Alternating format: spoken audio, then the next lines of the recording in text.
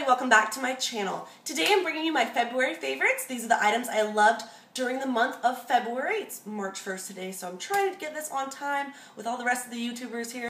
So I'll quickly go through each item that I absolutely adored over the last month, and I hope you enjoy it. So the first thing I want to start with is coconut oil. And yes, I have the humongous Costco size container because I go through this stuff like crazy, and it's been like, this has been a beauty must-have for me for the last couple years. This is a cold-pressed organic coconut oil. It's extra virgin, and you don't need to refrigerate this. It's just a big old tub. I keep it in my beauty cabinet, and coconut oil is solid at room temperature, so you'll kind of see it in there. And what I like to do with this is you scoop out a little bit and kind of rub it together in your hands, and it will turn into an oil. Then with that oil, you can do whatever you want with it, really. It is a miracle worker for all kinds of different beauty needs. So I actually have been using it recently as a nighttime facial moisturizer, believe it or not. I've been foregoing my Dior night cream for coconut oil, right? I know. It just really helps my skin feel balanced, and I feel like it actually soothes any like volcanic acne eruptions that I have going on, and it just helps improve the overall texture of my skin. It doesn't really do anything for skin tone or stuff like that, but it really helps improve skin texture. So like I have combination skin, so I get dry patches, and then I get oily patches, and then I get bumpy patches, and it's just a hot mess. But the coconut oil helps it really feel rebalanced. So I would say 5 nights a week or so, I'm using that as a nighttime moisturizer.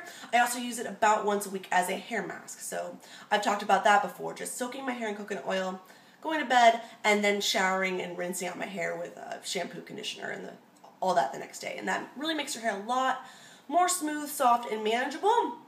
And lastly, I love coconut oil for moisturizing my elbows, my knees, my feet. I really love it for any areas I'm particularly dry or calloused, but you can also just use it on your legs, and your legs will stay moisturized all day. So it's great stuff. And it's just so cheap, and I think everybody should have this. And I recommend getting it at Costco because it's like 20 bucks for this size, and you will go through so many little sizes that you get on Amazon or at Whole Foods. You'll go through them, and they're like 10 bucks a piece, so I recommend going to Costco. Alright, so next let's talk about what's on my lips.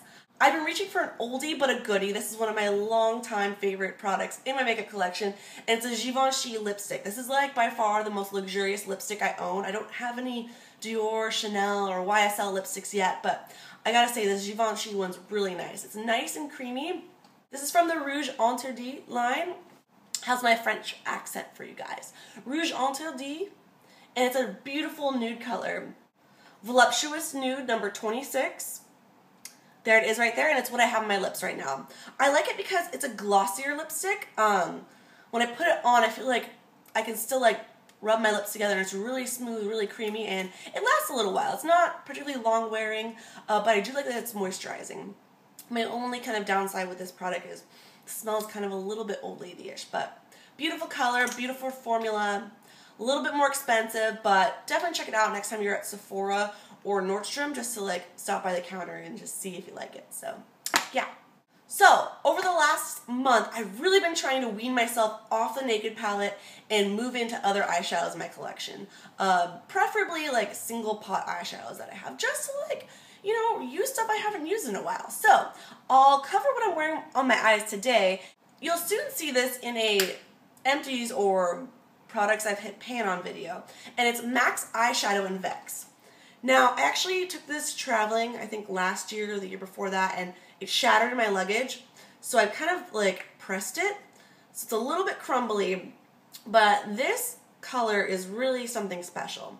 It's kind of a gray with green and teal undertones, and kind of purple and pink, like duochrome if you look at it in the light. So when I see this color, I think of like a mermaid or like fish scales or something like that. It's really weird, but I love using this for like a twist on the smoky eye, like versus like a white or a champagne color, because this is like something a little bit different. It's very cool in tone, and it's just really different. So I've been wearing this a lot lately and mixing with like a dusty light purple through the crease, and it makes a really nice subtle like wearable eye. So love this. It's called Vex, and it's by MAC. Next up, let's talk about face. And you guys, gotta give it to this thing. This is the Beauty Blender sponge, and I got this as a gift for my friends, so I know they're kind of pricey, but this thing really does work wonders. What you do is you get it wet with water, squeeze out the moisture, and then you can use it to apply makeup. So any like foundations you have, you can just kind of dab it over your skin, roll it over your skin, press it into your skin, whatever technique you use. This really helps like create an airbrush finish. So it looks really nice, really flawless, and I think it will even make you rethink some foundations that you have. You might think that something's too dry or it looks too heavy. If you kind of dilute it with the water and the moisture that's in this, I mean, it's already squeezed out, but just rolling it on your skin, it really does change a lot. So I recommend checking this out. I know there are knockoffs on the market. I don't know how good the knockoffs are, but the Beauty Blender definitely gets my thumbs up of approval. This little thing is great. I want to feature this brush right here that I got at IMAX. This is from Crown. This is the Chanel Soleil Tan de Chanel Cream Bronzer. And what I had previously been using this product with was Max 187, and that brush sheds like crazy. So I was looking to replace it when I went to IMAX, and I got this little brush, and it's working wonders. I've been just using it, I'll just swirl it around the product, and then just run it through the hollows of my cheeks, around the perimeter of my face, and it works great. I like this brush because it doesn't grab too much of this product, and it just applies the right amount. It's also nice and small enough to fit in the hollows of the cheeks, so I'm not like applying too much of a surface area, and it's not picking up too much product. So that's really great. This is a wonderful product too. Definitely a favorite every month because I love this so much. But especially this brush. I have been loving this. And I'm not sure the actual name of this brush, but I'll find a link on the Crown Brush website and then link it down below. Next up for face, I have been absolutely adoring my MAC Fix Plus. This is a refreshing makeup mist that you can spray pretty much for anything. So you can use this with pigment eyeshadows, you can use this to just refresh your face throughout the day. You can use it, say, right before you apply makeup to like help your skin absorb it better. It's just really great. I love spraying this when I get home from work, just misting my face. I feel like it refinishes it and it just helps it look nice again. I don't know, this stuff is magic. I don't know what's in it, but it's great and I love it. I want to talk about these brown shades I got from Inglot. I've been using these lately for my brows, and it's 3 different matte shades of brown. One shade is noticeably warmer than the other two kind of cooler shades, but I've been mixing and matching these with my hair color because I kind of have this ombre kind of gradient effect in my hair right now. But depending on if I go outside, it can look pretty red brown. But I don't know because it's a demi color, so it's kind of fading. So I wanted to get a couple different browns to work with when I made this palette. And I'll link all the numbers down below. I'm not sure what the numbers are, but they are indeed all matte, and I've really been loving these for my brows. It helps me create the perfect color, and if I want to go a little bit lighter and redder, I can do that. And if I want to go a little more like ashy and cool, I can use these 2 colors right here. So I've been really loving this. Lastly, I want to talk about 2 nail polish shades right here. This one is a returning favorite, so I'll start with this one. This is by Kiko. The shade is number 303, and I love this polish. I have rambled on and on about it, but it's a beautiful, like, pewter, rose gold, I don't even know how to describe this color. They call it beige chrome on their website, and unfortunately you can't get this nail polish in America unless like you find it on eBay or Amazon or something, but this is a European brand.